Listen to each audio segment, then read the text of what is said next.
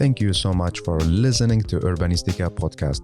I am Mustafa Sharif, an urban planner, and you're more than welcome to join my big journey of exploring the making of smarter and more livable cities. Please don't forget to follow Urbanistica on the different social media platforms, and also let's connect on LinkedIn. Big thanks to Urbanistica podcast partner AFRY. AFRY is an international engineering and design company providing sustainable solutions in the fields of energy, industry, and infrastructure. Are you ready for a new episode? Let's go for it.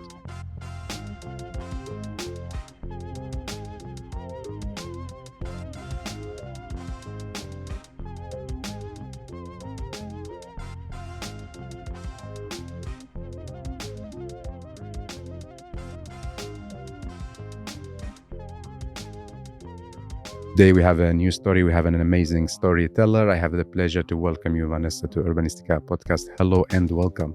Thank you, Mustafa. It's really exciting to be here. Happy to see you finally. We managed to sit together and start talking. We did, almost a year later. Right?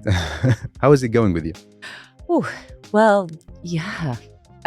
Intense days. As usual, no?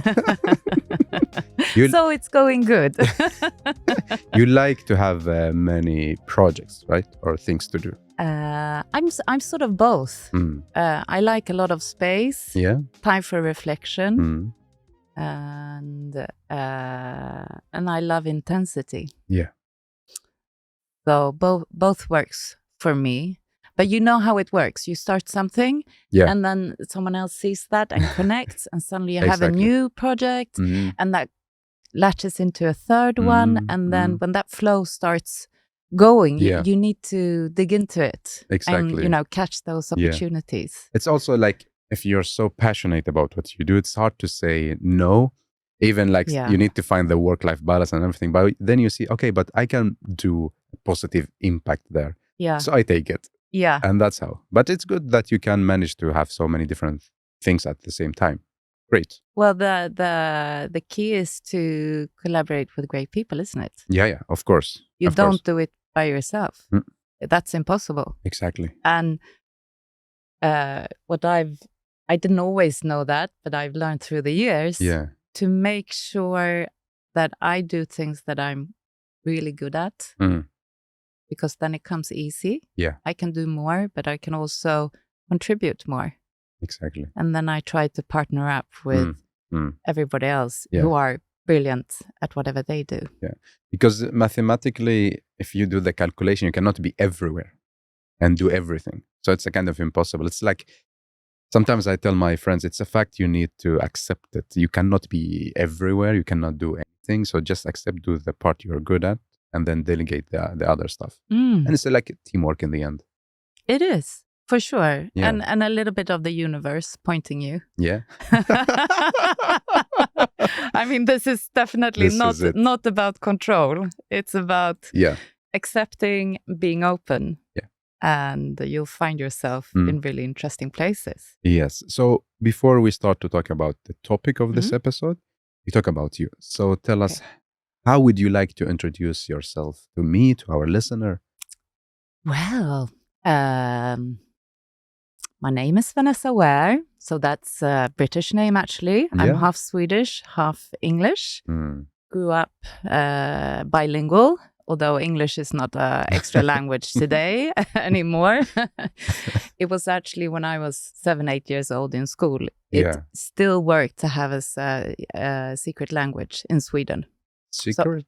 So I had another friend who could speak English. Yeah. And we could speak, and even some of the teachers didn't understand us. That says something about how long I've been around. Now I understand the time. That was in the 80s, if you're wondering. Early globalization. So I work with digitalization, and I'm curious, and I've never looked for a specific professional role. So instead, my work life has taken me to like 5 different industries. Wow. And that's really, really exciting to dive into a new industry, new logics, relationships, the business, and so on.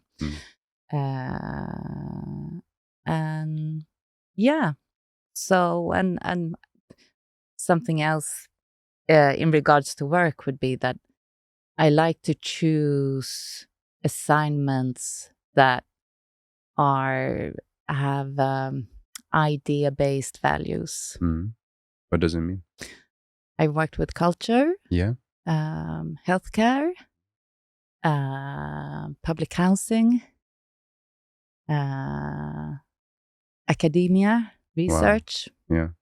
Those kind of settings. But what makes you, or what made you choose to work with digitalization? Like, what was the reason? Yeah, that's a really great question. Yeah, why stick with it? You never know what happens. Well, when I was in my early 20s, like early 20s, I was at the threshold. Because 10 years earlier, when I was 12, I decided I want to go into theater, into acting. Cool. That had been my passion for 10 years. And then for various reasons, I decided, okay, this is not what I'm going to pursue.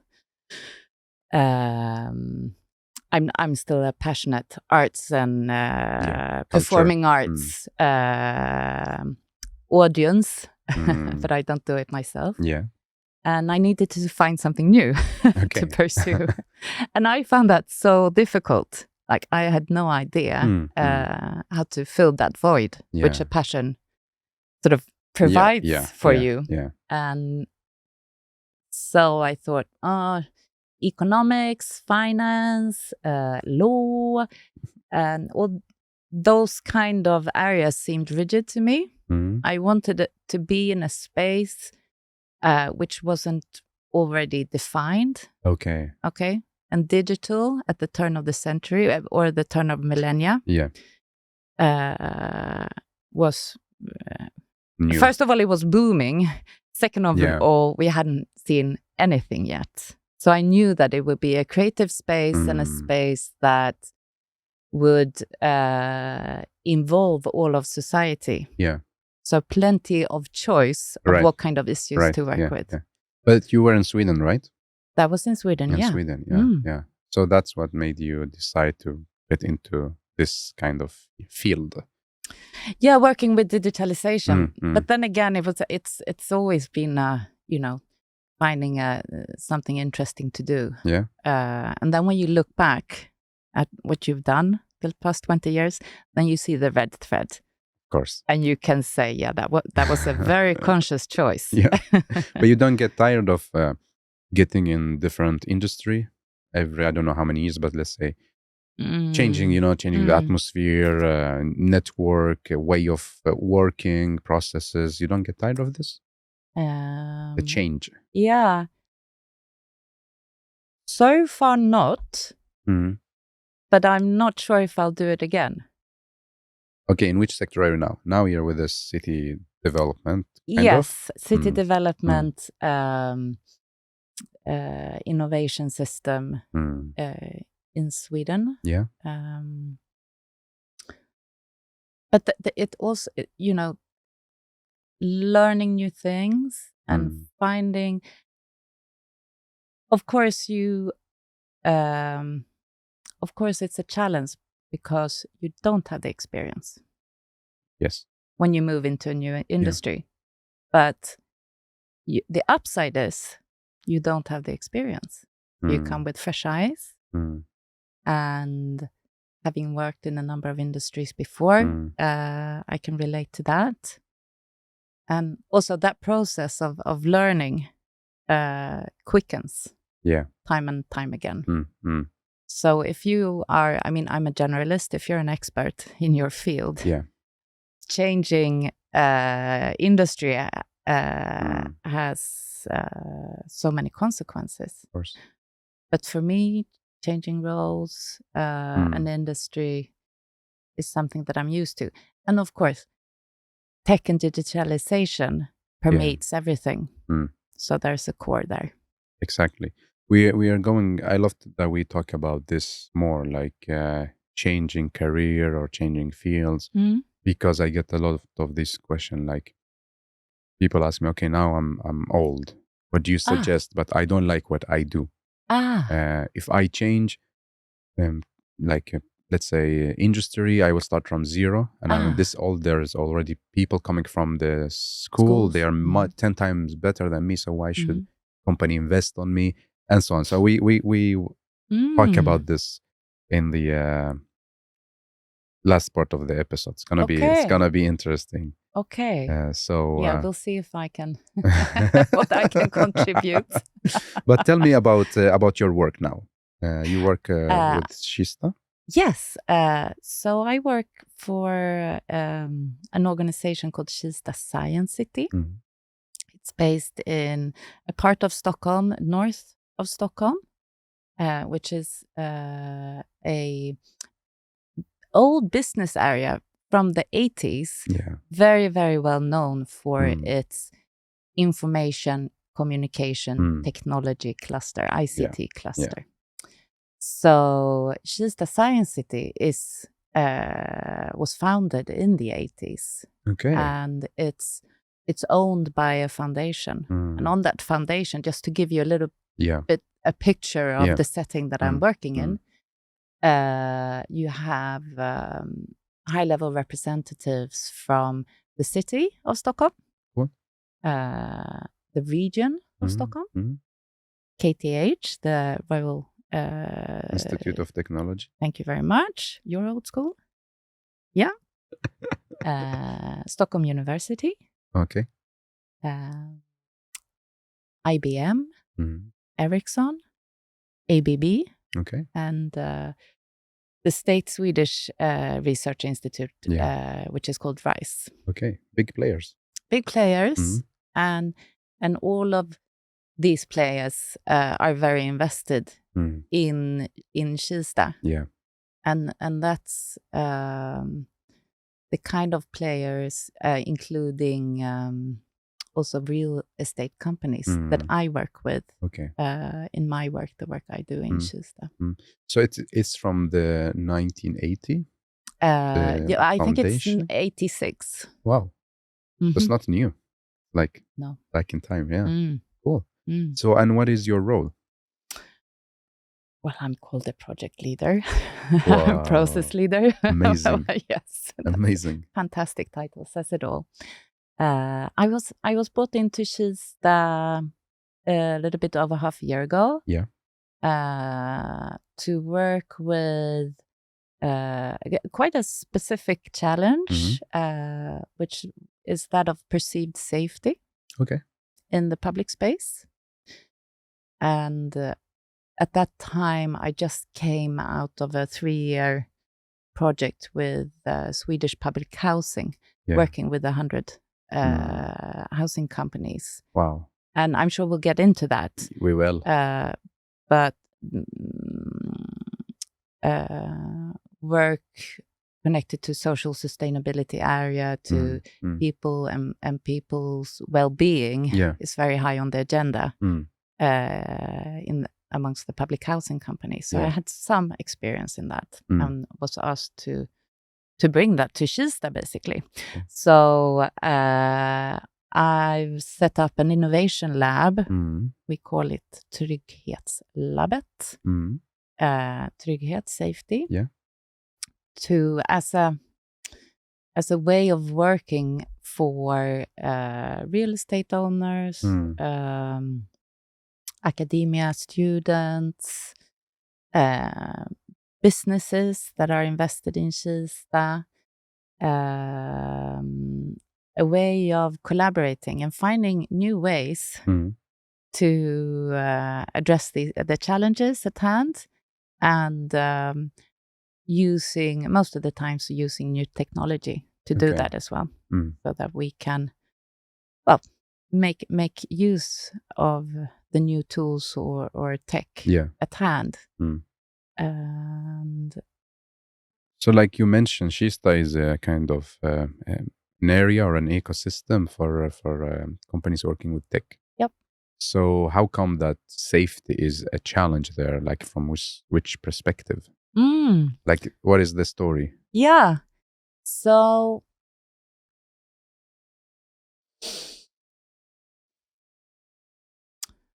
you have to make a clear difference between security and safety. Yeah. And Kista is a secure place in terms of crime rates. In general, of course, there are hotspots. Yeah. Like in any part of a big city, there are hotspots. Of course. But also when we look at the enormous amount of people who travel to and fro Kista every day for working and studying, and so I think it's 40,000 people. Wow, that's a large amount. Yeah. So if you look at the rate of incidents per capita, it's not high. At the same time, Kista as an area, an urban area, has some challenges. I mean, we've talked about the positive stuff now. Yeah.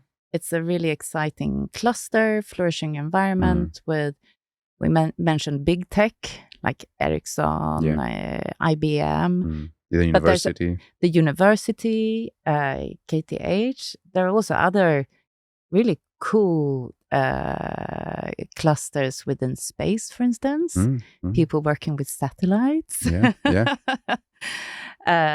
Satellite data is really hot now. Okay. How can we view our cities from space? Okay, nice. How can we use that information? There are med tech clusters, so these really innovative companies. And there's another characteristic of Kista, which is the Galleria. Yeah, the shopping mall. The shopping mall, thank you. People love this shopping mall. Yeah. They love to hang out in it. And it's sort of it's like the heart of this whole outer urban area of Stockholm called Järva. Yes. I go there sometimes with my friends. We hang out in the shopping mall, Where in the shopping mall do you go? It's like there where is the food hall. We sit and eat and then... That's nice. There. Yeah. So it is like a big attraction point for people, especially in wintertime. Oh, yes. Where you cannot be so much outdoors. So people come with their families or alone or just be indoor and be there where other people are as well. Exactly, and it's a fun place to spend time in. It's cool, a lot of people and shops, a lot of stuff to experience. And so, I mean, the neighboring, just to explain for someone who hasn't been to Stockholm, the neighboring area to Kista is called Rinkeby. Yeah. And Rinkeby has, I think it's 117 nationalities. Many, Yeah. I read something, 77 different languages. That's pretty cool. Yeah. So you have that sort of mix. The business part of Kista is really international too. Yes, yeah. And you have that mix coming together in the Galleria. But also, as I think many are aware, within Sweden and outside of Sweden, we have challenges with how to create a sustainable society for all of the people who live in Sweden now. Yeah. And in Rinkeby, there has been like a higher level of violence. And this is not at all unique for Rinkeby. We have many places in Stockholm and Sweden, unfortunately. Yeah. But returning to the story of Kista then. To the geographical location. Yeah, exactly. So if you don't come to Kista and you just hear or read about Kista, and it will be often a journalist that conveys the story who perhaps isn't from this part of town anyway. it's quite easy and not uncommon that you get an unjust story about Kista. Yeah. Where you connect and want to talk about conflicts, troubles. Returning back to, is it secure in Kista or an issues of safety? That experience of, is it safe or is it unsafe to be in Kista? Okay. Tends to linger. It's a question that is more common amongst people who don't ever set their foot in Kista. Yeah. But we also see that it lingers in some of the groups that actually spend time in Kista. And it has nothing to do with statistics or how high risk of experiencing crime. It's, it's your subjective feeling. Yeah. But that's so important to address. Of course. To create an attractive and the urban environment that people want to spend time in. Exactly, because in the end, what you want people. You're not a national park or an ecological, what do you call it? Preserved area. It's like an ecosystem. You want people to be there to enjoy life. No exchange ideas, businesses, culture. Yeah. About the thing you told me about media and so on. We had an exercise when I went to school, university. They told us, don't believe, it's not enough when you develop an area, it's not enough that you just read about it. You need to be there if you have the possibility, to talk with people, to understand like the story from different perspectives. And not only like Googling and so on. And we also did some try with some specific cities or suburbs in Europe. And when we Googled these suburbs, we saw only like pictures of criminalities and sad pictures and like problems. And then at the same time, it's not the full picture. It's the picture that media wants to show. In the end, there is a site, there are people living there, there's a reason why these pictures are up there. So it's also important to be there if you can. And understand the reality or see the reality from another perspective and not only rely on social media. So I like what you say that it's a story. It's not only what we see on the internet. There is another part of the story that is there to be explored. Absolutely. I really like that you did that at school. And I know KTH students work on Kista as a case because there is that kind of story that only wants to find the media driven logic is a great frustration in Kista. Okay. Like we need to move past that. And there's also a big transformation going on in Kista. It's quite cool, actually. These big companies. There has been a lot of innovation and research. Like the number of patents per capita is huge in Kista. A lot of innovation. And that kind of innovation historically has been done behind closed doors in labs, and sometimes for very good reasons because it's been dangerous,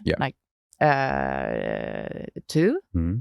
But a whole different setting compared to today, where any real innovation needs to be done in an ecosystem together, collaborating, which is what I'm passionate about. But that it was much more about business secrets and being the first one. Bluetooth was developed in Kista, which is pretty cool. And that's reflected in the architecture in the area. So there are a lot of the older office buildings that don't have windows on street level. Wow. Yeah. Just to protect. Yeah. Their, It sort of shows that separation from, we're doing something secret here. So interesting. Yeah. So that's it's a tantalizing story in itself, but it's not an attractive place to be in. No. If you're not doing your product development in these labs. Yeah. Wow.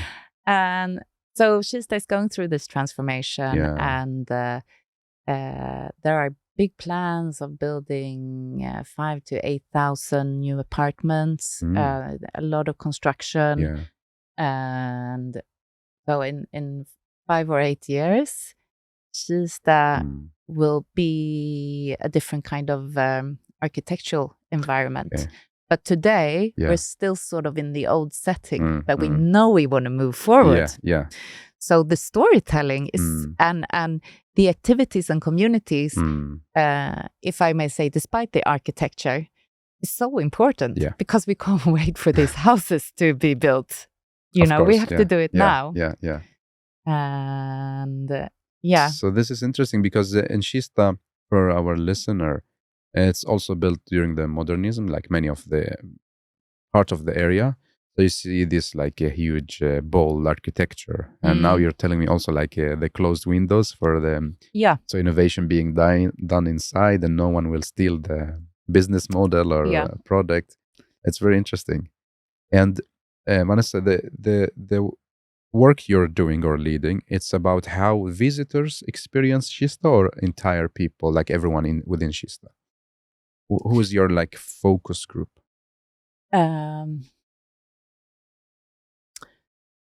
The Trygghetslabbet is about how the actors in Kista can work in new ways and smarter ways. With some of the problems that arises in this transformation, or that we need to address as part of the transformation. And I think creating safe and attractive places, it's important you don't have a mindset of, I'm doing this for someone else. Okay. Like a really nice neighborhood is attractive because there are people there who are invested in the neighborhood, who want to spend time in the neighborhood, maybe set up a small shop. So it can't be designed by someone who goes home at night to another neighborhood. So even though I work with like the real estate companies, it's so important that we involve people who use the space. So in for instance, the first pilot project that we did was about getting more insights. What is this question of perceived unsafety? Is it a big question? Are people really struggling with it? Or is it just a story that lingers? Is it real? We needed to learn more. And there are so many surveys and dialogues that are being done. But the problem, I'd say, is that it's usually done in a silo, like one organization that needs to know 2 or 3 things to inform their stakeholders or inform their operations. But building an area, there are so many players who need to be involved. So one of the hypotheses, which is not very advanced within the Trygghetslabbet, the innovation lab that I'm working with, is that, okay, but if we don't get our insights, each actor by themselves, we do it together, then we also get a common ground to work from. Exactly. So a common picture. And the possibilities with data and digitalization is that you also can move from before everyone had their survey, we look at it and we say, oh, I recognize that. It's like, it's sort of similar to our survey. But now we can build this into one big picture. One common, I think this is very smart. Like to do one and share it with the others instead of like everyone doing their own, because people will get tired of like, imagine I come to you like 10 times per year and asking almost the same questions. Again, and so on. Because I work with making the surveys as a consultant. I know you do. Yeah. So, okay, it's good that I have so many projects. Okay, it means like it's money for the company. I get experience, meet people, and so on. But at the same time, I'm thinking like, why we are disturbing people so much instead of like doing how you do it. Make a one. And share it. Even you can divide the cost, like if you think... we did that. Yeah. Like instead of everyone putting X amount of Swedish crown to get the project, to hire Mustafa doing the project, why you all split and we do one that we share with everyone? And we might still want to hire Mustafa because then we can say, here's the data. Help us analyze, for instance, or help us push it forward. So it's not only about, creating these collaborative, more efficient platforms, is so that we can work more on the problem, not less. Just saying. And also, when we did this pilot about getting more insights, we focused on the students. And like we talked about before, Kista Science City, where I work, has great connections in the area. I mean, Kista Science City is the connector. That's what we do. Very good. In different ways. And so we could invite Stockholm University was a partner for this particular survey, and we could invite I'm going to say this in Swedish, studentkår. Student association or club, maybe? Yeah, the student association. To be involved. And they were really interested to find out how did the students experience Kista. Interesting. Yeah. And so the target group was involved from the start, giving feedback on the questions. Being a part of analyzing the result, and also discussing, because once we'd done the survey and we had the insights, we needed within the partnership to have a discussion. What can each and everyone do? Exactly. Who does more what? like actions.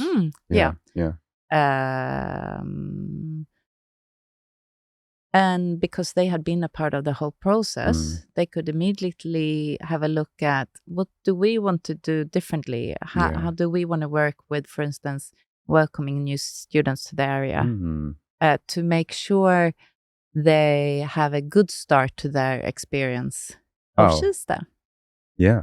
That's kind of nice, isn't it? That's amazing, onboarding. Yeah, exactly. An onboarding to Kista. I'm curious, like, what is the outcome from the survey? Like how people... what they said. I'm curious about like how they experience what and how, why. We focused on students and from Stockholm University, because that was our partner. So it was sort of easy access to this group. And we also had a panel of people who live in Kista to compare the results with, to see if anything was completely different. And there weren't any major differences in the result. And we used a method called sentiment analysis, where you use a language model, AI, to do the large part of the analysis of the answers. So we had that enabled us to have open questions. And more than 400 answers. Wow, that's good. And it also now we have the language model. It's with a great provider who helped us set it up. May I ask you can you explain a language model? I probably can't, but I'll tell you how I understand a language model. Yeah. So it's a model to understand language in a certain context. Okay. So you program the machine or the software. Yes. And what's specific is that a language model or this language model can pick up on sentiments. So opinions, feelings. So it doesn't look for how many times do people say, I feel safe. Okay. The specific, word safe. Yeah, we see safe everywhere. Everything's good. Hallelujah. It looks for, more how do I experience? So you can get qualitative, a qualitative insight of people's opinions. And that's why I use the language model. But I mean, if you want a language model, everyone's been in one way or another contact with all the like global news on AI and what's happening, and we get these examples of a year ago the new AI models could be like a freshman law student, and now such an AI can be like a master law student. Like it's getting so smart so quickly, and that language model will be then able to understand the area of law and lots of other areas, because it's general. So in Kista you used an AI to analyze the answers. Yes, and we wanted to do that to thank you, Mustafa, and we wanted to do that to also build a survey and a model that can be easily used again. Because what you wanted to know, you wanted to know what was the outcome of the survey. What did the students actually think about Kista? Let's get into that. Yes. They, the majority said on the question, "What how do you experience Kista?" Thought it was good, okay, but not really, not a real strong identity in Kista as a place, or like, oh my God, it's great, it's fantastic. It was good, okay. And the best thing for the students was the campus, because they have excellent facilities. Indoor, the campus excellent area. Facilities. They have a great gaming studio, nice, where they can develop and other labs, and but they don't. What we learned from the survey is they don't get around much in Kista. They tend to stay on their campus, and I mean, we all remember. Going to university, it was hard work, it was intense. You don't have that much time. No, you don't have the luxury to walk around, have a picnic. Yeah, exactly. I mean, until you finish with exams and life is good, But otherwise, you like, if I remember from my university time in 3 different universities, like usually we stay in the same building, just like finishing the lecture, stay in the place where you can study, and that's it. Yeah. So also it's part of way they study. Yeah, it's typical for this group. Yeah. So they loved their campus, and on the question of perceived safety, we found that the majority. We posed the question: do you ever feel worried? So we didn't use safety. Okay. And the idea behind that was to not be in the this quite big word, safety, be more closer to a situation. How do I actually experience a situation? And so we went with, if you if you felt worried being in or moving around Kista. And the majority didn't. Really interesting, though. The international students, even more of the international students, felt safe in Kista or didn't feel worried, weren't worried. So and that was quite a big difference, like 10%. Between the students from Sweden or from Stockholm? Students answering in Swedish compared to students answering in English. But we also know there are a big number of international master students. And PhD students. But then there was also a group that had experienced, had been worried, moving around in Kista. And then we asked them why. And there were like 3 categories of answers. One was, there's so much criminality in general. And that could be like... Criminality? Yeah. Okay. Violence, criminality in Stockholm in general. Okay. We had a wave of violence in connection to this survey over the winter. The last months. In Stockholm. It became crazy. Yeah. Okay, so this affected their answers, of their course. Perceptions. Yeah, makes sense.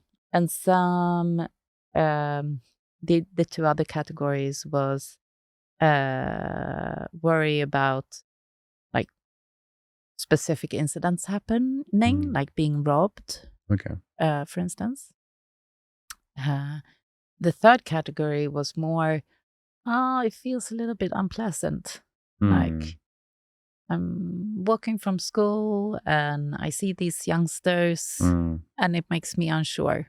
Like, is something going to happen? Okay. And that's quite normal. Of course. I mean, this is how we see the world. Feelings we get. Absolutely. Yeah. Absolutely. So I think what's interesting with this result is the possibility now to do things like the students, they do the onboarding for new students, and then to find out, has this affected perceptions? Okay. What will the next year's students, how will they describe their experience of Kista?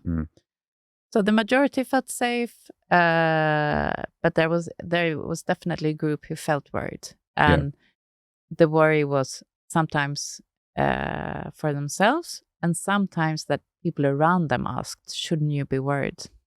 Oh, really? Interesting. Yeah. And that was actually the students that gave that feedback. Like, my parent is asking me questions about Kista. I'm perfectly happy here. I know what it's about. Yeah. So we wanted to have that like third party influence that wasn't media, but someone else. Yeah. Did they mention something about like the urban design, let's say the roads, the lighting, the bushes? Yeah, good question. It did come up.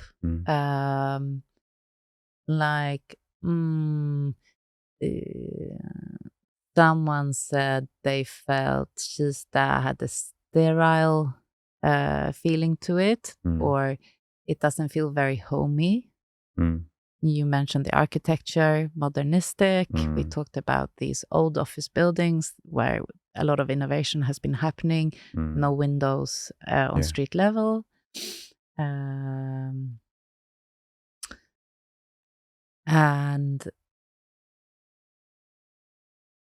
there wasn't really any mention of like light or bushes, these classic activities you do to make sure the basic, the bread and butter of a safe place and secure. But of course, and more so amongst the women than the men, moving around in the evening when it's dark was mentioned as, something that's not very pleasant. Do you have or have you thought about why, let's say, people who answer or students answered in English preserve Kista kind of 10% more secure than people wrote in Swedish? Do you have like a we discussed reflection? This. We discussed this with the students, and I'm so glad we did. Yeah, tell me. Because their concept was different from the other actors in the partner group. Okay. And in the student group, there was this really nice master student who had grown up in Marseille. Do you know Marseille? Marseille. Marseille. See? Oui. And he was like, I always had a knife on me when I grew up. Oh my God. Yep. Yeah. Being, in a threatening situation was normal. Yeah. I can't at all say if that's might not be an accurate description of Marseille today. No, of course not. But, it's for this specific student. Yeah. So he was like, I don't understand this conversation in Sweden. I just don't. Too soft. Yeah. I feel very safe here.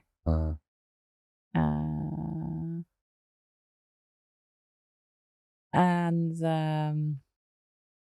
then there were some ideas that if you are new to the country, you haven't got the media image of this place, for instance. That's true. Yeah. But that as in any place, you will gather people from all walks of life and all. In Kista, fantastically, all parts of, or many parts of the world. You also had students who were like, answered in Swedish, Swedish, and it was like, I'm not used to this kind of environment. I'm not used to meeting so many people, different people. I don't know how to read the situations. And to my mind comes, a young student who's grown up in the country in Sweden, and that just hasn't learned to navigate exactly a truly urban space. Didn't experience enough to build the data, so the person can act. It's so interesting. We're doing another thing. Tell me. Can I tell you? Of course. Yeah, of course. So we're setting up the projects now. It's actually two parallel pilots, and there are still a few steps before we can actually get started, but everything's looking like it's going the right direction. So I want to take the opportunity to talk about it anyway, even though I'm more a fan of talking about what you've done, your plans, to be honest. So you know this much better than me. The architects in Copenhagen, Gel, architects. Yes, their method of observing an urban space. And I'm sure there are a lot of steps in that method. One of them is to count number of women and children. And that is a sign if women and children want to spend time in a space. I know your listeners know all about this, and I'm such a, No, I love just to establish what we're talking about. I love how you, like, from the tech world, starting to like put together, trying to put together some urban planning methodology. He's sitting here with a wry smile. You're just letting me talk and talk. No, it's super cool. God. No, I'm happy because now you're from out of our bubble and talking about this, which is great. Yeah. So tell me more. So you're counting children and women, exactly. So,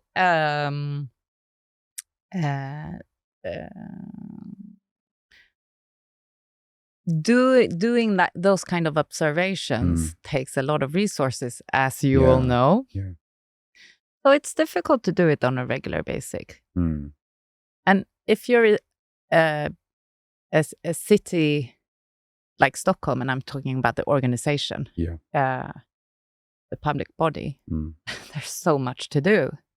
So how do you create those resources to go out there, and how even doing it on a continuous basis to learn, are there any differences, are there any changes here, or to do it once you did that great placemaking project.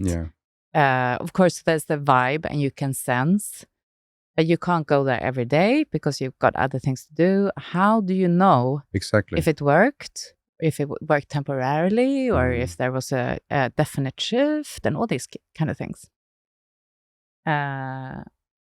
So we are now looking into and what kind of sensors can we use? How can we digitalize this? And there are, it's technical aspects, but then there are a lot of regulatory, ethical aspects. Because we don't want to create a solution that is perceived or has the ability to survey. It's not about control. It's about creating a solution that can learn continuously how a space is working. And I'm sure, all great ideas are never unique. So I'm sure there are people around the world who have tried this or are working on it now. And just a shout out, I'd be so interested to be contacted. Please tell me you already figured everything out. And we'll use your solution instead. But that's what we... So tell me, you want to install sensors that do the observation instead of like humans? Yeah, we want to figure out if that's available to do and how we could do that. It could be sensors. It could be a combination of different data sets. Exactly, yeah.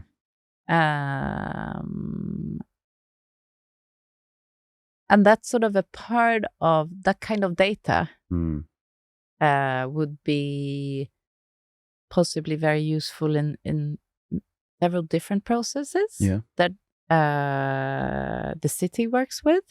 I mean, understanding, getting a picture of the current situation. And understanding if activities or even architectural changes, rebuilds, if they meet the effects wished for. But also possibly, if you talk about gender, understanding if you have reached sort of equality in the use of the city, and also connected to other transformations like mobility. When I drive or I'm in a car, I play this little game. Which? Like, what kind of car, what kind of driver?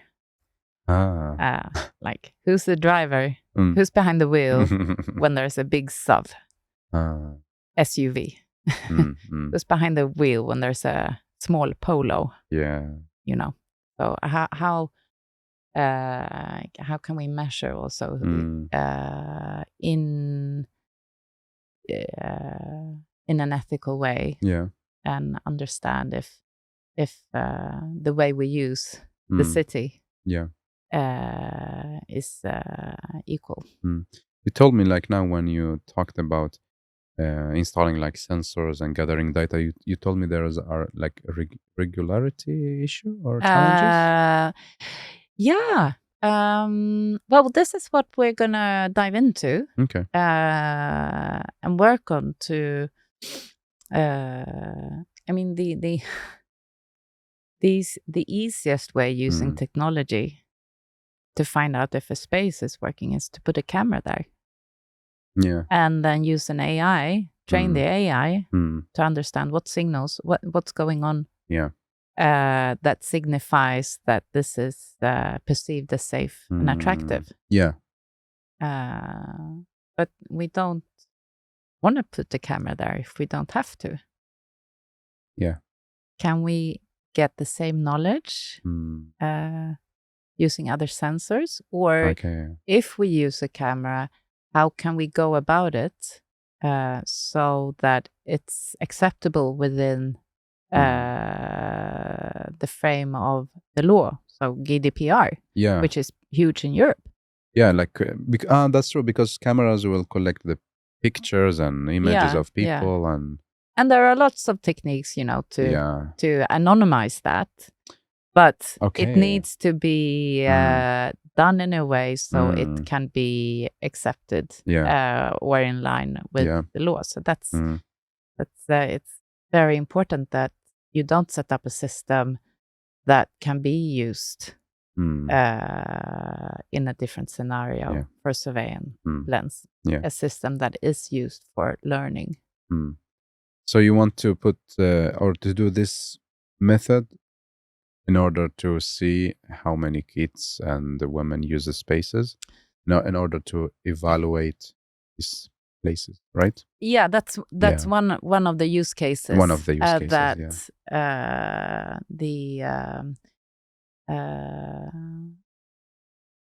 the people we work with in the city are very interested to find a solution to. Cool, because there are two projects in my mind that might be interesting. Good. First one is, there's a professor, his name is Carlo Ratti, and he did this kind of AI observation about safety in Helsingborg with H22. I can send you the link later. Could be something maybe. And there is another one we did here at AFRI and in Gothenburg. But this was with cameras, I think. I don't remember exactly if it was sensors or cameras, but what I remember, what they found out is that there are a huge amount of people. It was a commercial street. And they got first data, like from the normal observation, like ticking every time somebody passing. And then they installed the cameras and so on. And then they saw that it's double amount of people coming to this street than the human eye could observe. Yeah. And we'd be like, there is a problem, because it's impossible that, let's say, so much people are there. What's the special? Nothing. There's no festival or football game or something. And then we found out that the camera, it's a commercial street. So all our facade are glass, like windows, and the camera, the camera catches the you. Reflection. Yeah, catches you and and your reflection. Yes. So it's counting like double. Yes. And it took time to figure that out. To understand, like, why on earth is this happening? Why Gothenburg became suddenly so too much popular, or this street? Right. And then we saw that, okay, walking, so it catches double. Were you involved in the process? No, I just heard about it. You heard about it, because I'm curious how, we both trust technology and don't trust technology. Yeah. And my sense is that when we use it, we tend to trust it because it helps us so much. Yeah. But when we don't use it, we're like, is this good for us or not? Yeah. So I was curious how long the team was thinking, this is so weird. There are twice as many people in the street. Yeah. Or if they in parallel from the beginning was say, it's probably a bug. It's probably the system not working properly. I can put you in touch with the guy. Please do. Of course, yeah. Yeah. Because we recorded an episode, and the name of the episode, what is better, an AI to observe or Jan Gehl, who created the method? Perfect. So we're comparing. Do you want to hear the answer? Yes, please. It's Jan Gehl. Better in observing. Right. Because then you got this kind of corrections. Yeah. But the time that Jan Gehl needs compared to AI is like years.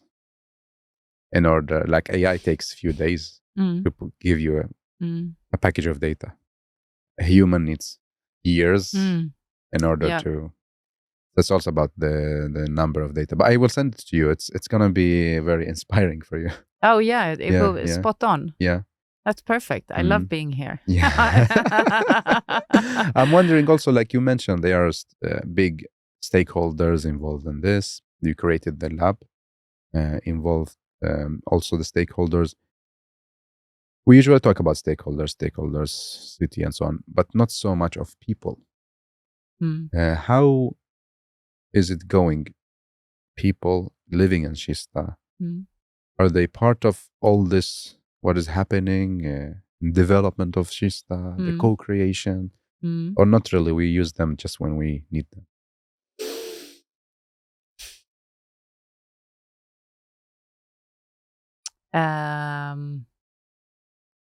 Well, what I know and therefore can tell you is that I do know that projects that the city do, of course, they use citizen dialogues, for instance, which, that's your area of expertise. And in terms of the business and academic side of Kista, because, even if you go to work in Kista, you're still a person. Of course. It's your feelings about the place that we want to give more, inspire more and so on. And I think it's we always need to get better at designing processes where the end user or the citizen is involved. Yeah. So, well, the short answer is yes, it's done. And I'm sure we can do it in so many more ways. Yeah. At Kista Science City, we work with 3 focus areas, and one of them is community. Nice. So we have a wonderful community manager that also helps all the rest of us to make use of community building principles in our work, to develop formats, meeting spaces, activities where we invite and put together different groups, make sure ideas, stories, common problem-solving situations are shared. Yeah. And I think that those kind of processes should be integrated in the transformation of Kista. 100%. They shouldn't be separated. Of so course. we need to weave everything together. Yeah. So that's the principle of the Trygghetslabbet, the innovation lab that I run. Yeah. And it needs to be worked on every day. Of course. To not lose it until you get that critical mass of engagement. Yeah. And you mentioned also in the beginning of the episode, it's important that people feel safe. What happens if they don't? Let's say in Kista case, what are the causes? What do we lose? How does this affect Kista? Well, if you're not comfortable in a place, you won't spend time there if you don't have to. And then you certainly won't linger. And you'll miss out on all the opportunities of the community in the making, and learning about other people who are in Kista or other businesses. So feeling safe as a baseline to relax. Yeah. And when you relax, you sort of open up a little bit and open your gaze, go a bit higher, a bit longer, what's around the corner. Yeah. And also connect with people. Like that's how I see it. Coming from like collaboration rather than urban planning. That's how I see it. Yeah. Because on my question list, I have the 2 questions about what should urban planners stop doing.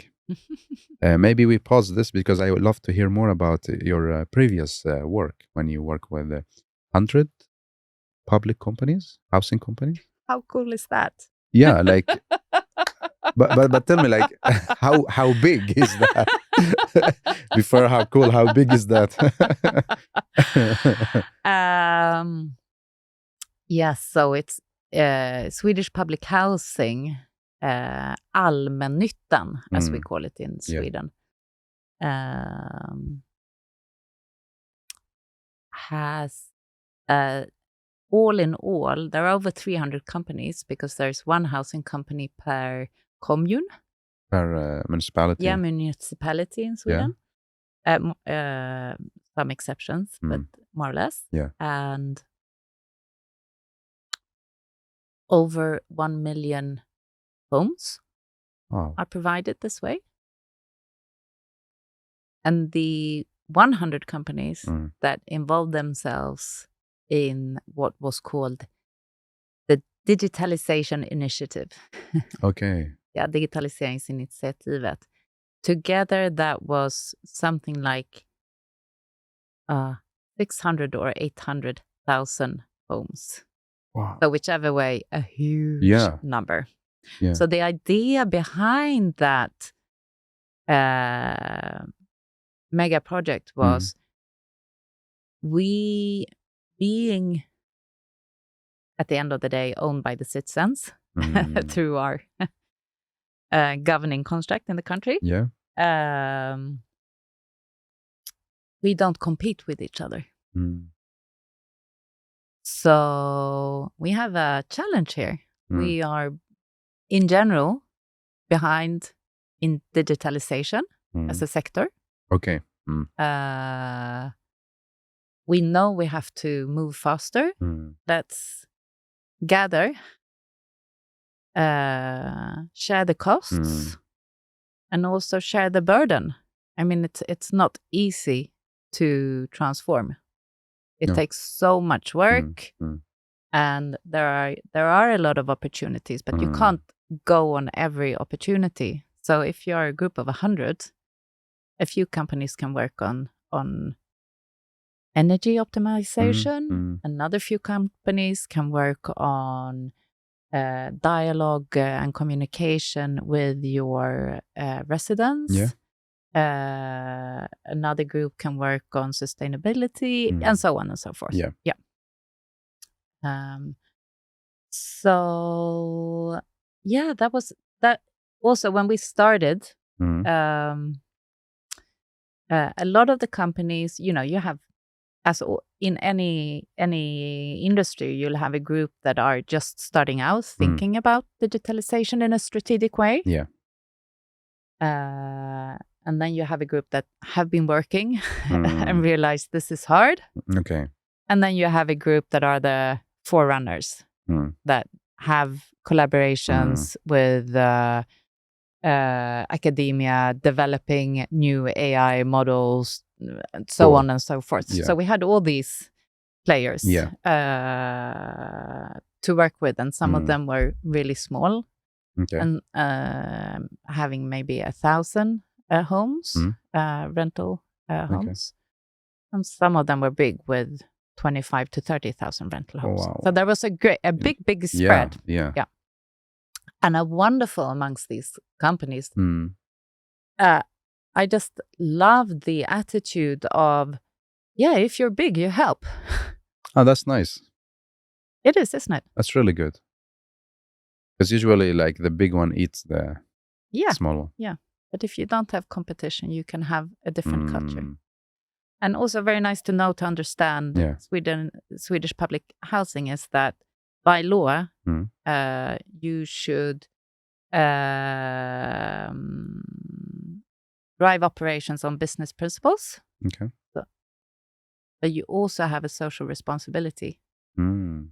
So you should provide housing for all. Okay. All kinds of housing. Mm. And in general, these housing companies involve themselves in their residents, their well-being, how the area around the houses, in between the houses, work, that it's a good space for the kids, and so on. So it's not only about like, okay, we built this, that's it. No, we just get the rent every month. No. They need to take care of the people there as well. Yeah, very much a part of building the city. So a very important instrument for the municipality also. Okay.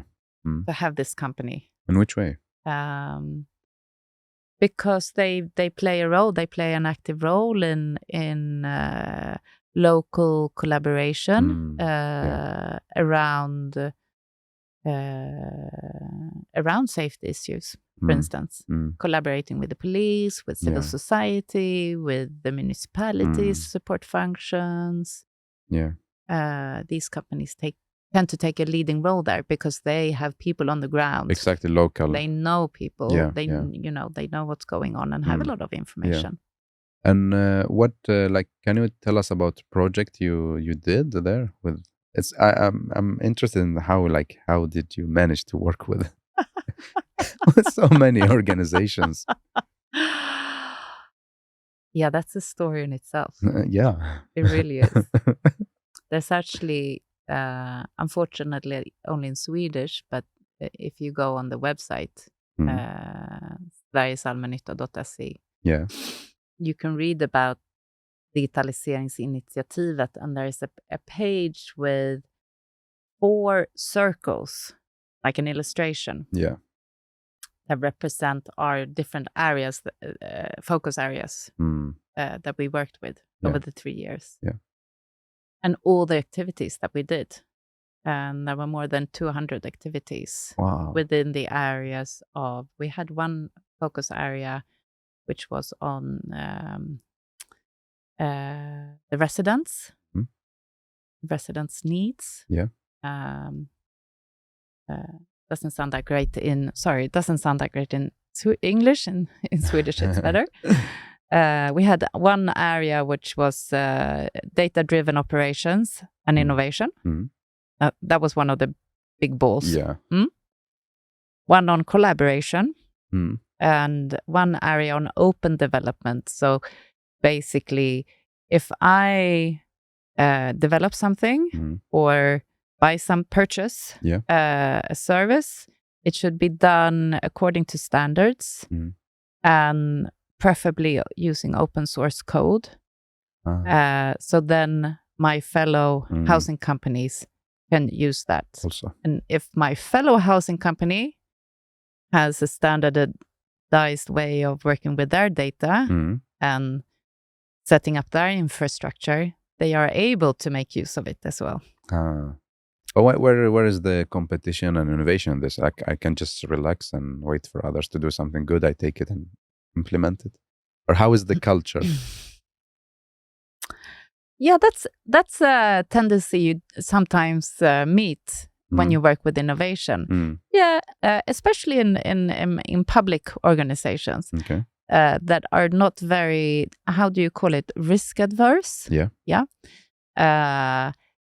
Let's wait a little bit and see someone else take the risk and learn, and then we can dig into it. Copy it. Yeah. But you will always have leaders, and when you have such a large group of 100, you will always have leaders who say, I'm going to go first. I do it first, yeah. And there were enough of those leaders. You had companies that along the way, during these 30 to 36 months, came and said, this sounds interesting. We want to learn more. Yes. And then we had workshops for them to start understand what are our issues? Where should we start? And then, of course, there were also people within this huge community of 100 companies that were, what's this about? And for them, we did the popcorn events. Like, bring your popcorn, relax, listen. Meet these 10 innovative startups. It might get you thinking. And That's then, cool. and then maybe three months down the line, when there isn't so much going on in your own office or managing your house and so on, you think, okay, now it's time. I'm ready to get going. So you have to, when you work with such a large number, you have to provide many different opportunities to onboard. Yes. And when you onboard, you also need to have different levels of onboarding. So we had like quite advanced innovation projects with companies that wanted to explore. We want to make use of all of our data. We want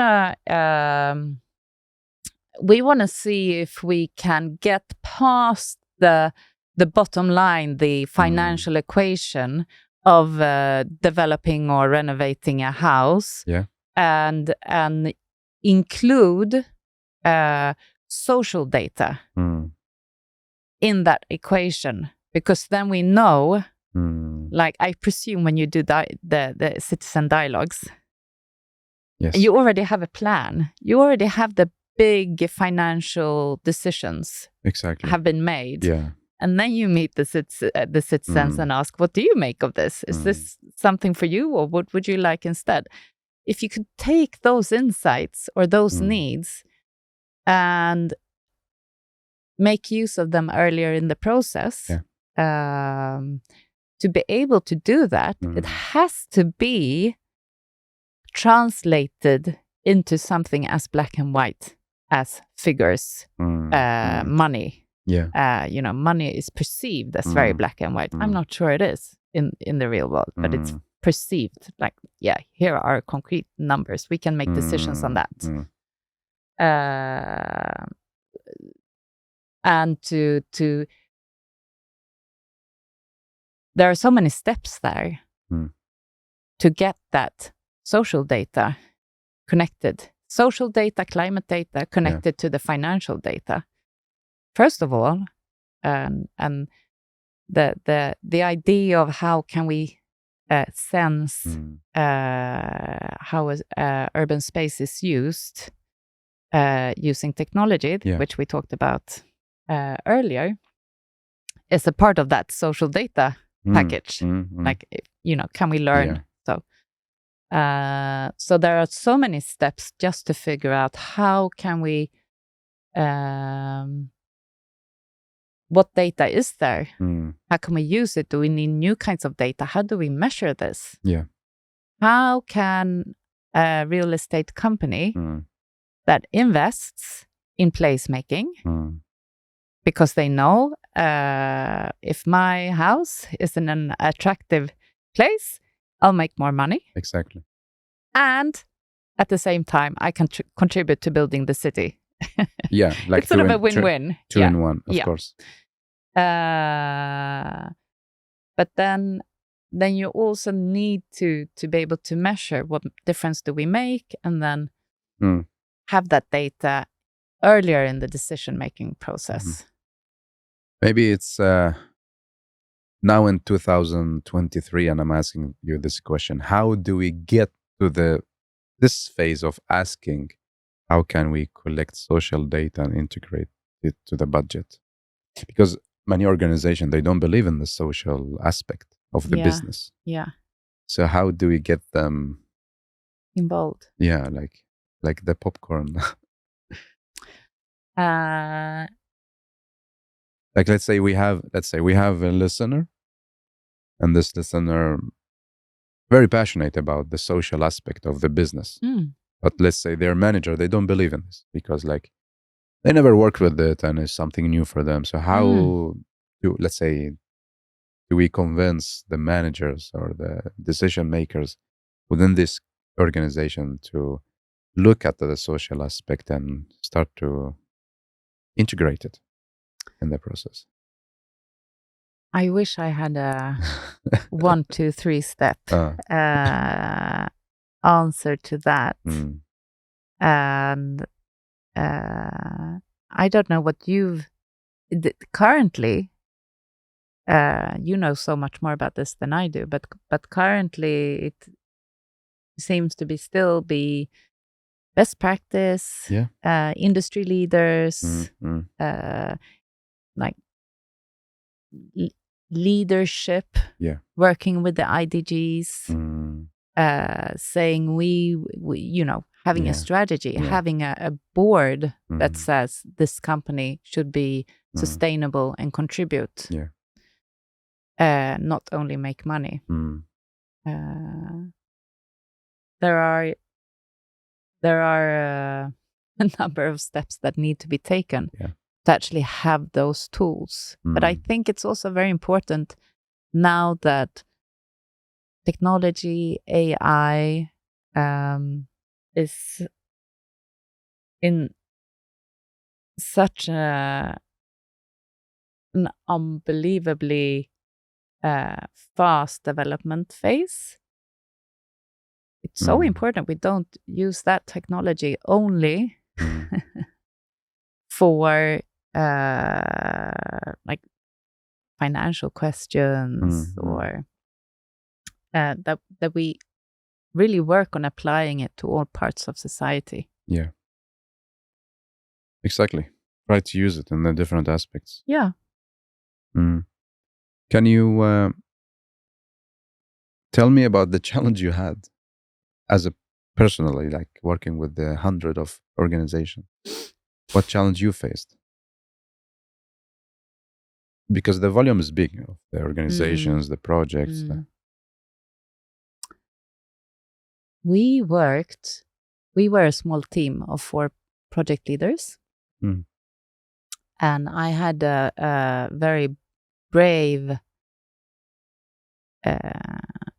head of the program, or the project, called Therese Skärvagen.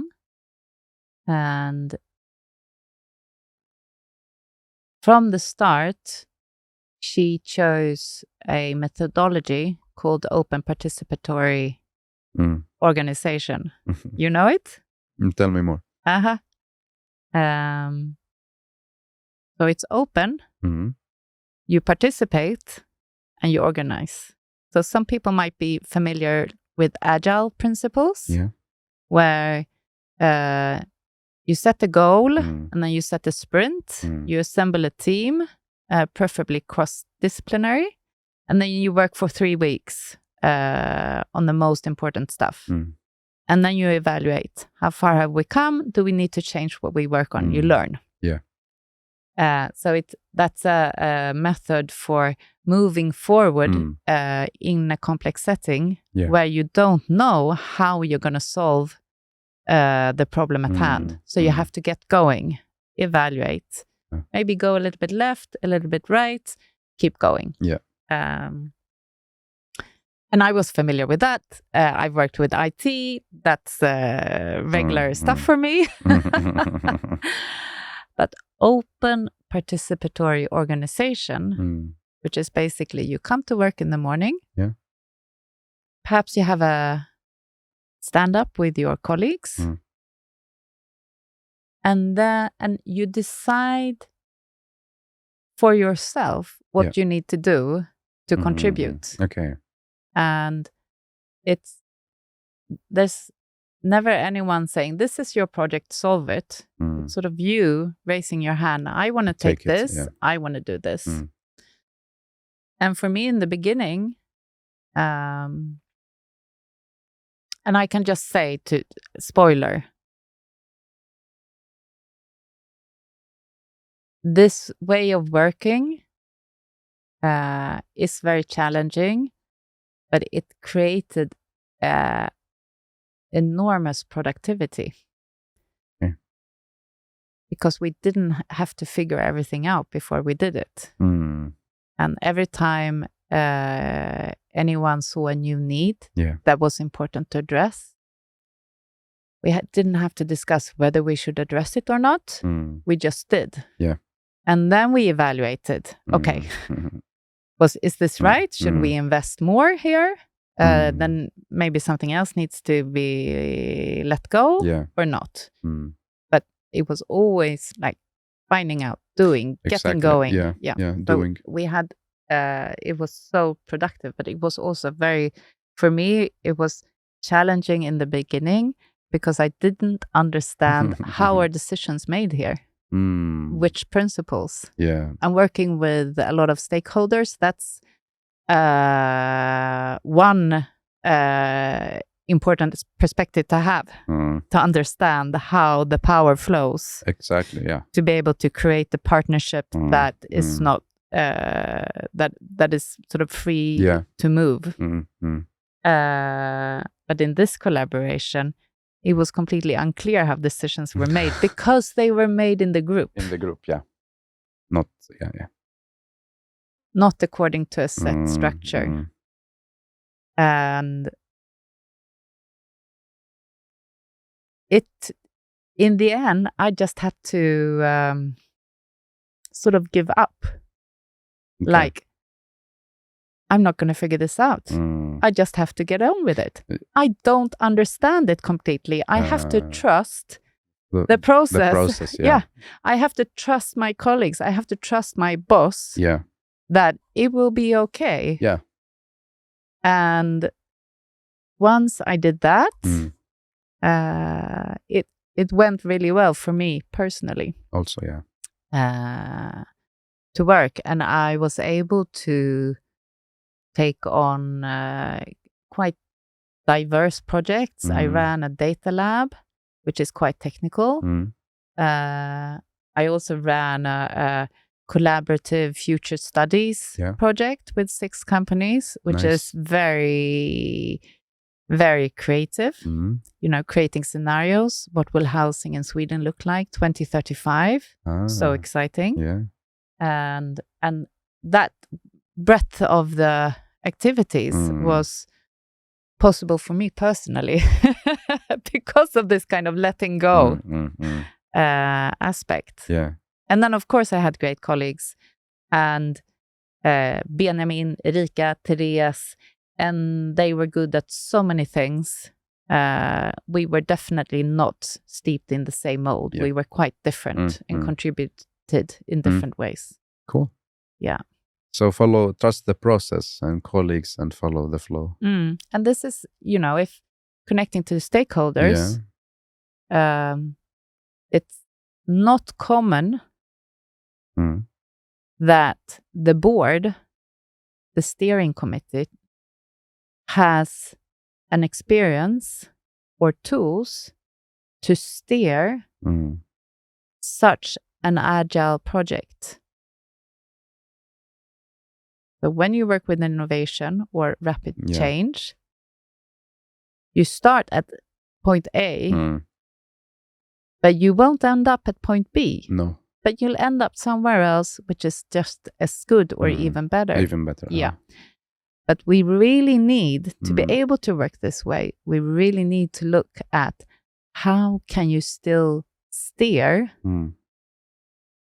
because there are a lot of resources going into a project like this. How can we how can we still steer in a way when the work isn't linear? That's true. Yeah. Yeah.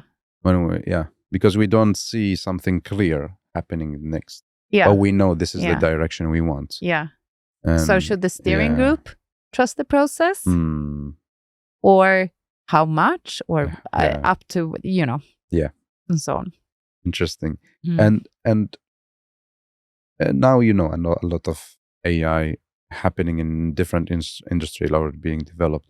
When it comes to city, are we there, like using AI really in city development, in system, or no? It's just like theories and we are not there yet. Let's talk about Sweden. Yeah. Thank you. You've been around more. So you can give us the international outlook. Well, From my vantage point, where we're at is finding cases for AI and building a capability of working with AI. Yeah. So still... sometimes you talk about AI maturity in an organization. And, the first steps are, of course, to understand what to use it for, to build capability to use it. And then you can start implementing in a bigger level. Yeah. So that's certainly work in progress. Are you afraid of cities using AI, integrating them in all different systems, let's say mobility, sewage, housing, electricity, lightings?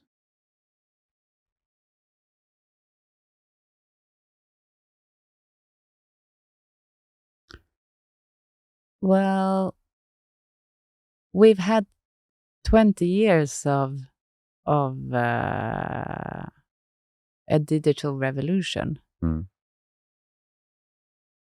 At the turn of the millennia, we didn't have social media that influenced or even decided on political outcomes in the countries that lead the world. Yeah. I don't think we could fathom it. I don't remember. Now we've experienced that. Yeah. And just to take a little detour, last week I moderated a seminar on cyber security and medtech. Yeah. And learned a not so fun fact. Cybersecurity attacks in the world, the economy is the equivalent of what would be the third largest country in the world or nation in the world. Wow. Yes. Whoa. That's crazy. Yeah. It's so big. Yeah. But this is crazy, no? Okay, So how am I going to tie this into if I'm worried about AI? Yeah. I'm worried about, this is how humanity works. Yeah. When we know something, we can't not use it. Yeah. In a good way or a bad way, maybe. Yeah. So I'm worried about the processes of applying AI in a good way take too long time. Like we give up because of the complexity. We have to, our organizations have to build this capability and invest in it. Do you think governments should get into this and start to put rules? Oh, absolutely, definitely. Very, very, very, very, very necessary. But you work with innovation. So how come that you want to regulate this? Well, and innovation for a society,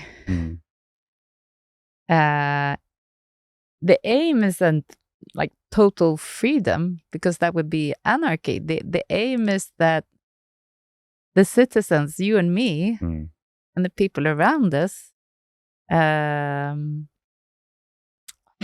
a good life.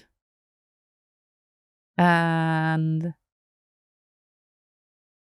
if we don't regulate AI, you will have capitalistic forces, criminal forces that use it as they please. And just going back to the example of social media, because most of us have experienced it and know what it is. Yeah. most of us have experienced AI as well. We just haven't always, looked behind the scene. If I do a Google search or if I get a perfect suggestion of the next online shopping item for me, there's an AI somewhere there that knows me.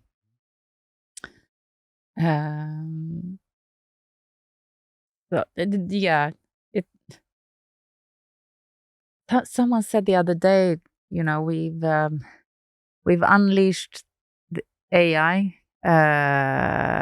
generative AI, and it's growing. Its capacity and intelligence is growing so fast, and we haven't yet invented the safety belts. It's a good one. And the speed it's increasing. Is so fast. Yeah. We have to invent the safety belts. And that would be a combination of regulatory industries saying we sign up to this policy, to this vision, we want to work for it.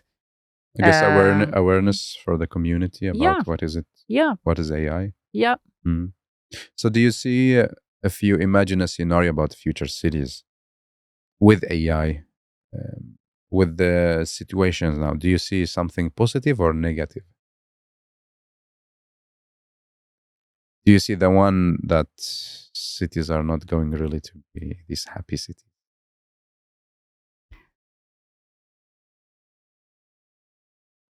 I think there will be quite a bump to get over, and then it can be positive. Okay.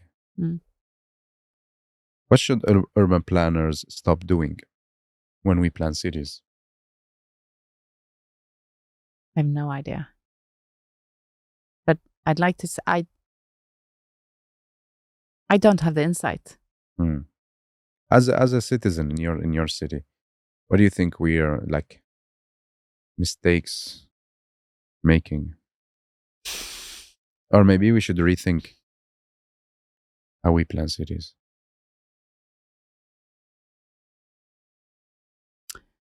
I am attracted to a concept in Stockholm,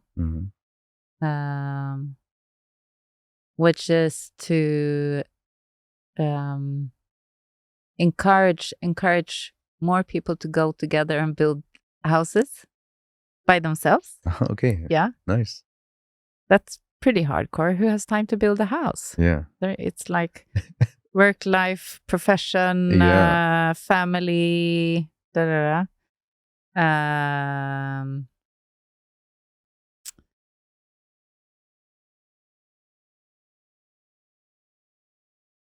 and in order to do so, of course, the city council needs to have more different value sets when they decide on the cost of buying a piece of land and to make this possible. So I'm not sure how to package this into the urban planning process, Mustafa. But I do think cities are such large scale. It's all about the scale, isn't it? A city scale. But we need to find a way of being small scale, because that's when humans tend to relax and enjoy and participate. Function the best as a human. True. Is there a skill that we should learn as planners? Let's say putting AI on site, because this is something we should learn as well. Well, I think what was evident when working with the Swedish public housing is what I learned and my team learned was it's complex to manage a building, and it's complex to manage and develop an area. So for tech people to come in and provide tech solutions, you'll never get it right. The people who have long experience in managing buildings, building systems, or developing areas need to learn the tech. Okay. So, and it's not about becoming a techie. You know, you don't have to be tech interested. Yeah. You have to be interested in society or interested in business. Yeah, because in the end, tech is like tool, you know. Yeah.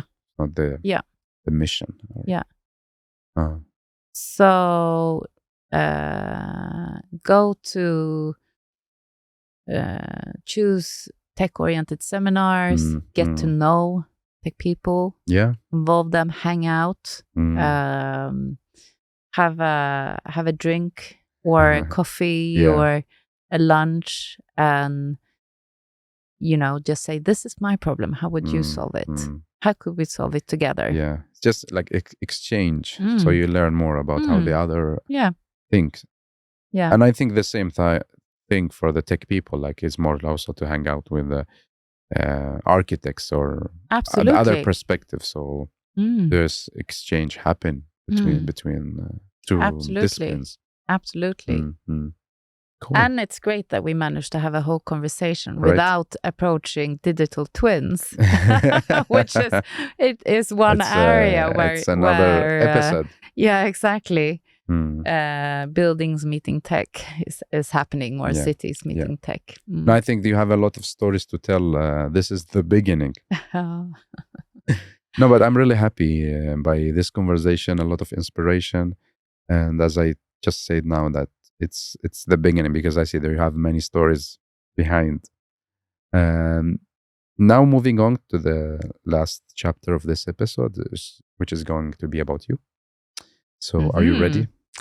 Okay, let me have a sip of coffee.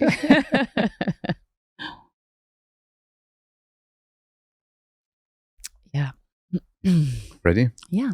Yes. So what gives you energy and motivates you to do what you do? I just love connecting the dots, and I love connecting people. So the time you don't connect any dots and people, you feel that you're not doing something valuable. Yeah. Okay. So you can never work alone. I'm not a loner in that sense. No. You love to be. I love to be in the thick of it. Yeah. In a system and finding ways to make things flow faster or in a more creative way, opening up. So often designing processes that facilitate this in one way or another. Yeah.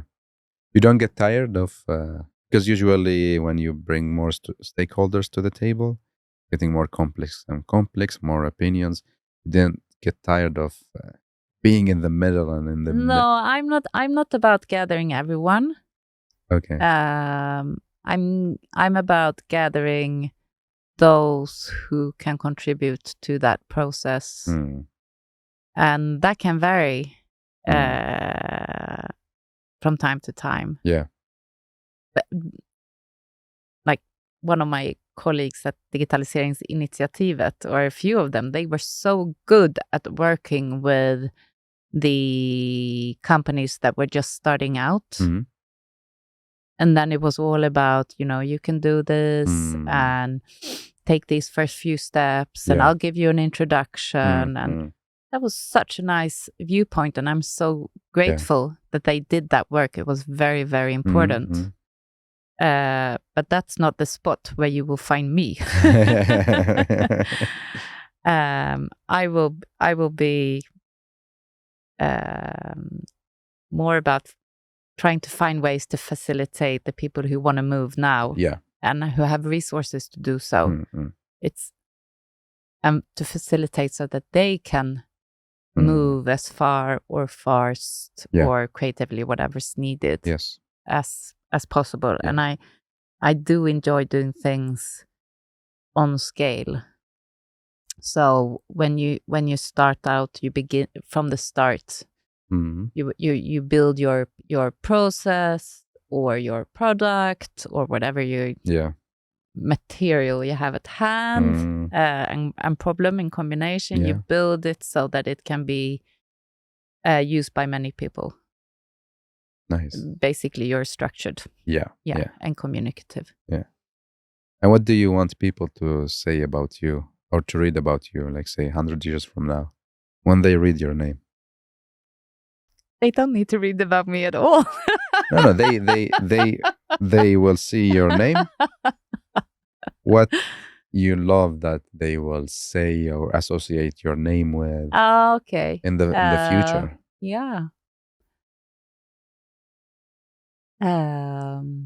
Wouldn't it be lovely if we in the future said, when you have like small or big meetups with 10 or 100 or 500 people in basically whichever area you choose in society today, you always have a word cloud. What do you think about in the middle of the word cloud is collaboration. I see it everywhere. Like, we have to collaborate. Very we have true. to collaborate. Yeah, we have to collaborate. Very true. We have to collaborate. So in 100 years, I would just love it if the kids were reading the history books and going, oh my God, why was it so difficult back then? Didn't they have anything in order, any structure? I don't even know this problem about data sets. I mean, it's all here. We're doing such a huge transformation now, structuring, creating the new, structuring the old. It's such hard work. But so I would love from 100 years from now to like take collaboration for granted between companies in cities. Yeah. And people will remember you as one who contributed to this shift. Yeah, that would be great. Nice, right? But you don't think this is a kind of a humanity challenge through all the time, or no? It's going to change. That collaboration is, I don't know, 200 years ago, also collaboration. 100 years, 200 years from now, also collaboration. Well, I think the really interesting shift, of course, it will always be, like, because it's power, like a relationship. Yeah, relations, power play, etc. It won't go away. It's sort of a part of what we have to deal with. But isn't there an interesting shift where we don't know where we're going to end up, but where there are a lot of voices saying we need to work in new ways. Yeah. We need to make this work. And so my wish is that we make it work. Yeah. And then we have to develop more scaled up versions of using the intelligence of the group, the intelligence of the community, the intelligence of the city, and act on that. Yeah. And the scale up needs to be done with integrity. Yeah. With the focus of people and all groups of people. Yeah. I think also, as you said, it's in us, this collaboration, and it's about relationship and power. So this will stay somehow. But the amount, I think, is going to be less because we have tools. We have digitalization. We are a bit closer. We have tools that bring us closer. So we can collaborate a kind of easy. Now it's easier for us to collaborate. You are not far away from me because I have all this tool to reach out to you, or we work together. But let's see. Yeah, the trick is to get the organizations. Yeah, the big one. Yeah, and I have an interesting question here. If you if you love to be something else than being a human, what would you be and why?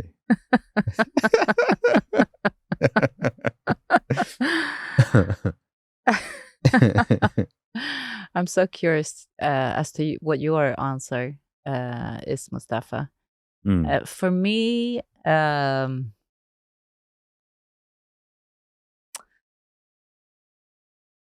wouldn't it be fun to be a bird? You know, you look up into the sky and you see how playful they can be. True. Flying. Yeah. And then birds have this, talking about intelligence, capability of moving in a pattern in space, totally aligned with each other. As a community.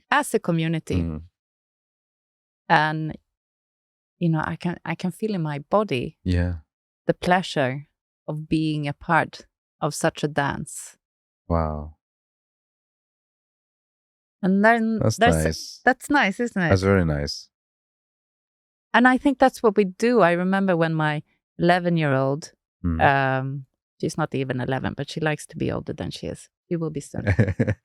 Her first experience of dancing to music in a group.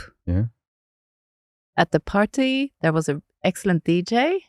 All of our friends were there. And they just went wild. Wow. They were like high on music. Wow. So it was like a rock concert vibe. And afterwards, she was so high on life. They were moving together. Yeah. And that feeling, that's when a really good collaboration with lots of partners. True. And you look at each other and you go, this is crazy. Yeah, exactly. It's working. How does it even work? we are doing this together. Yes. Nice. Yes. Okay, so you will be a bird if you choose to be something else then. A bird. Nice. Not alone in a group. A bird in a group. I wouldn't mind having also the eagle eye perspective, like you fly high up, and then you zoom in.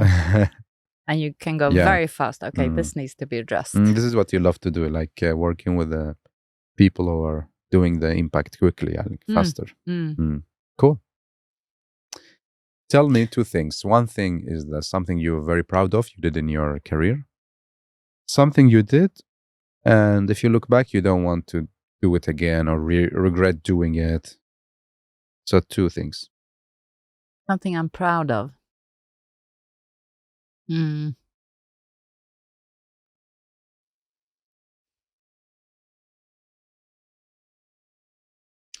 know, I often have a sense I don't do that much.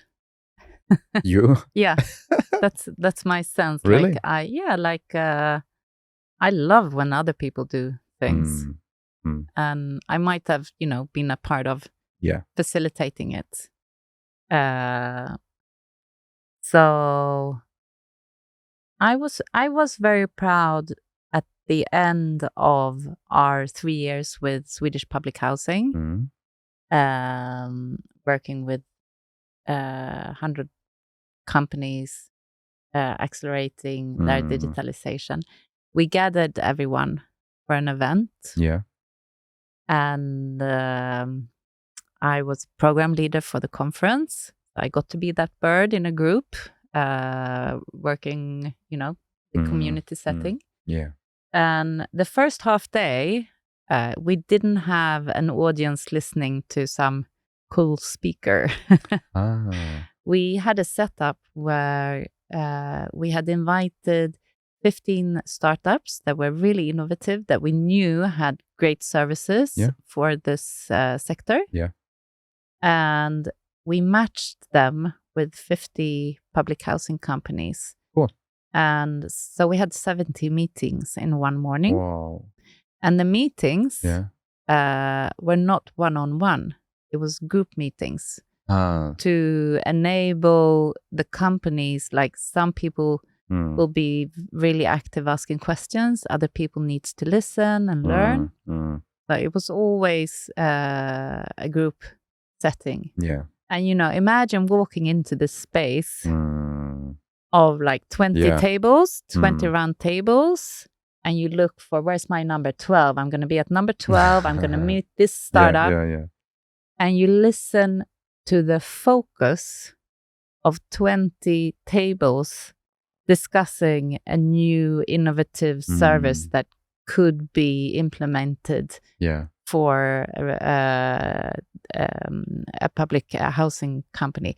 That exactly. Wow. Yeah, that made me. That's amazing. That made me so happy, and I'm like, I don't mind. I love being on stage and being program leader, and I take pleasure in that. Yeah, but this space made my day. That's amazing. Good idea. Yeah. And something you regret. I wish I regret more. Isn't that a sign that you've been out and about? Right. Or maybe not regret, like you don't want to do it again. Yeah, let's put it in a soft way. I never do things twice. Yeah, you're changing the industry. If I don't change the industry, I set up a process so someone else can do it, or I can do it without thinking, so I don't have to get into it. But I am worried that in 40 years... 40 or 14? 40. Yeah. 40. I will regret not having worked more on contributing to climate crisis. Okay. Like when we experience more of what's going down in the world.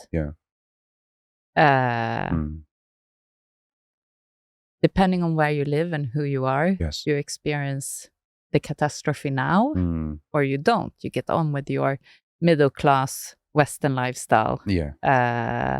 Knowing, we need to change things.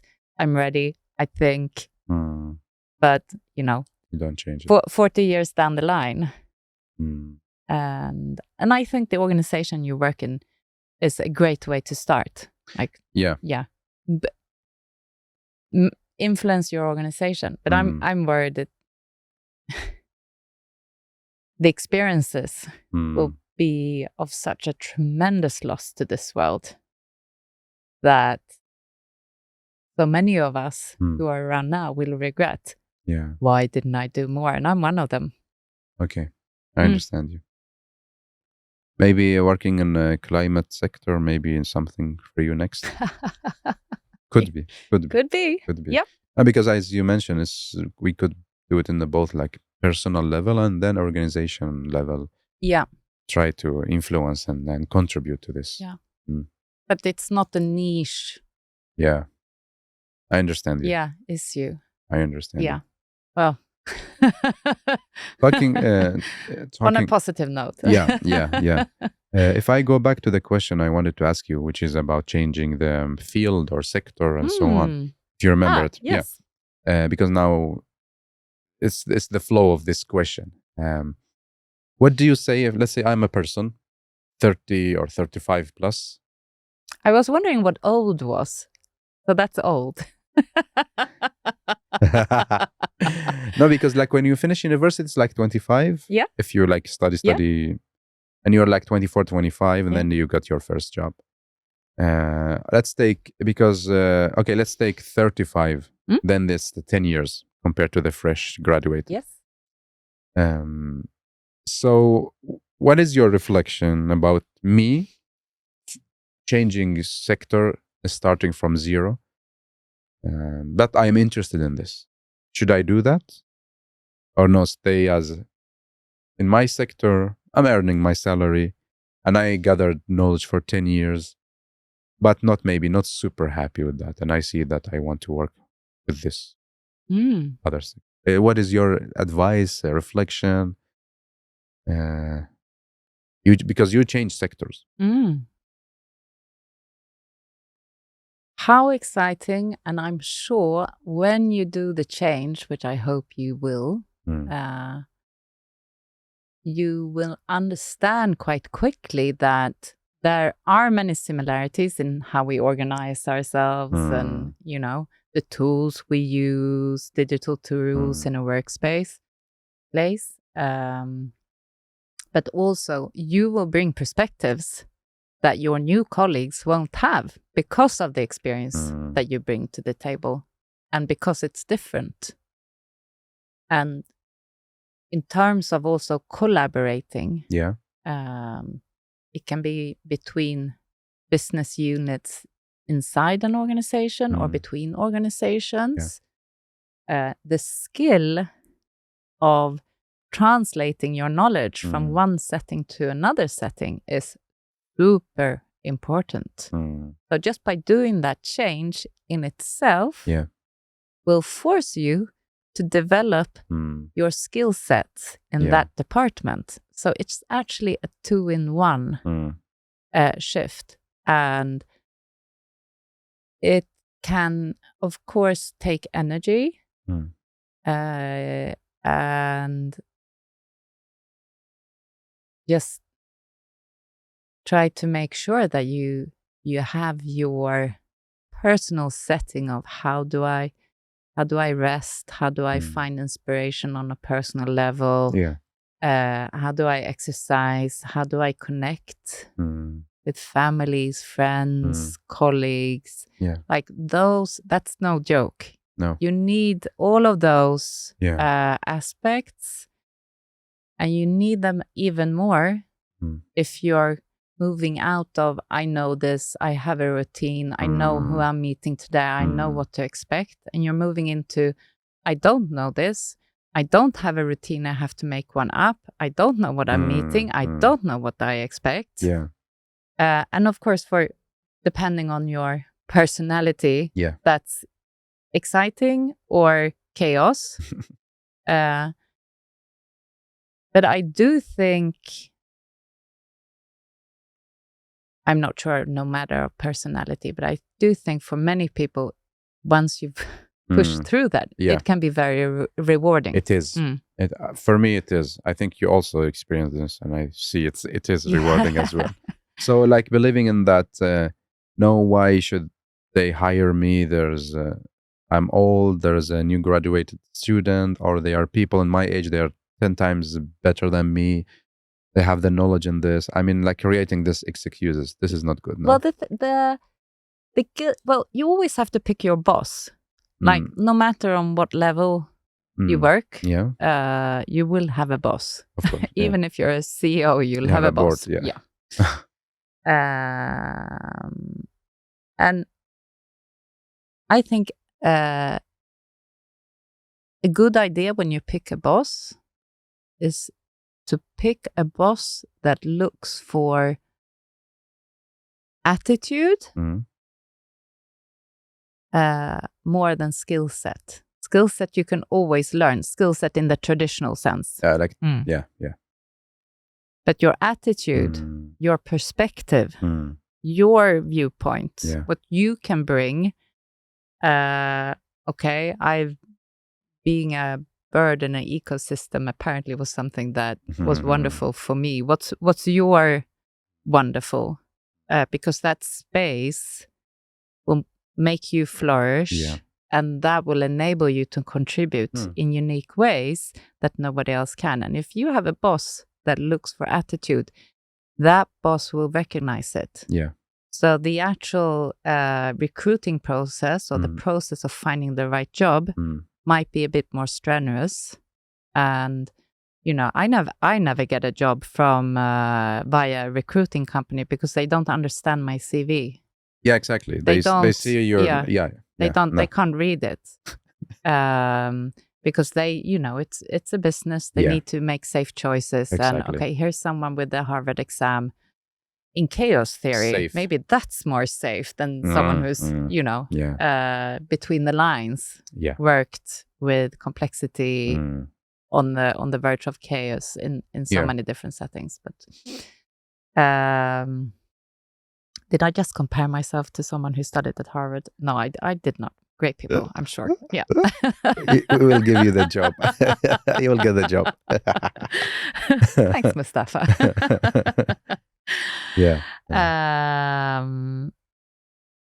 So find those people who understand the shift you want to make.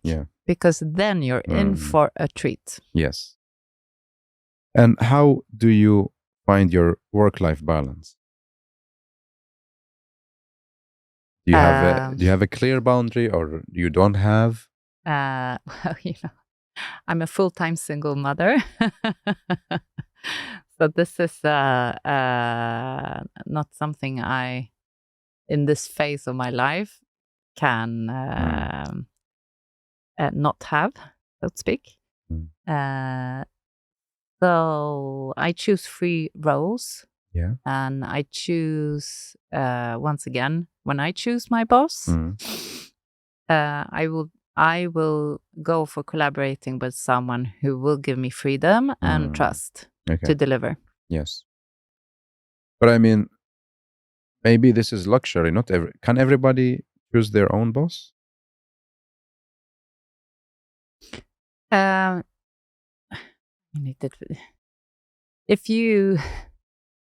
If you are in a situation where you don't need to take whatever job you can find, then you don't have much choice, do you? But if you are in a situation where you have a job, but you want to move to something more meaningful for you, then you don't have to take a job if the boss isn't right for you. So in that sense, you are a part of. And if you do take a job, know that you do choose the boss. So whether you like it or not, choose it actively. Yeah, you're choosing. And see how you can contribute to that relationship. Yeah. Because if you do, you will get a lot of freedom. Yes. Not with all bosses, but if you chose a good one, yeah. Hopefully, yes. And back to the question of work-life balance. So do you have a clear or no? Like, is it, do you do like this, okay, after 5, done with work, then it's another life? For boring stuff, clear. For other stuff, no. I'm a morning person. Yeah. So I get up early and do stuff. Yes. So now we're in the last section, and it's we have 4 questions. Okay. First one is that you give a message to yourself. Yes. What is your message to yourself? Now? Yes. So if I were to say something to myself now? So imagine there's a mirror in front of you. Oh, right. What will you tell yourself? What I say in the bathroom mirror every morning. What do you say?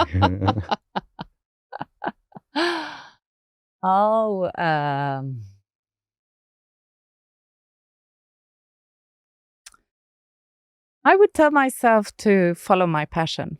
Like, some people are so good at it. Yeah. And I think it's very, very fruitful, like connecting to what we spoke to about. If you bring your best self, you can really contribute. Yeah. And so that's what I do as a reminder. Yes. And a message to a student listening to you. Have fun. And what? If you have fun at work, they are students, so they might have internship or... Yeah. Then you will be so much more open, and you will spread joy, but you will also be perceptive to new ideas and have an energy so that you can go about the tough, complex. True. So that's a really important attitude for me in my work, to have fun and make sure other people have fun, because then you can dig into the serious bits. And 3 takeaway messages to our listeners.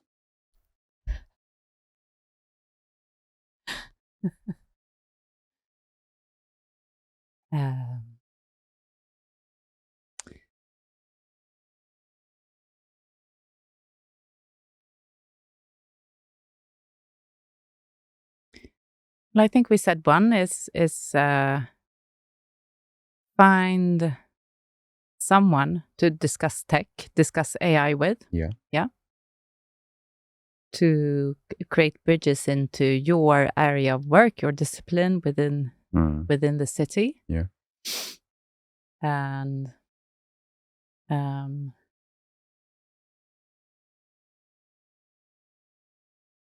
did you say 3 takeaways? Yeah. You want to help me up? Mustafa?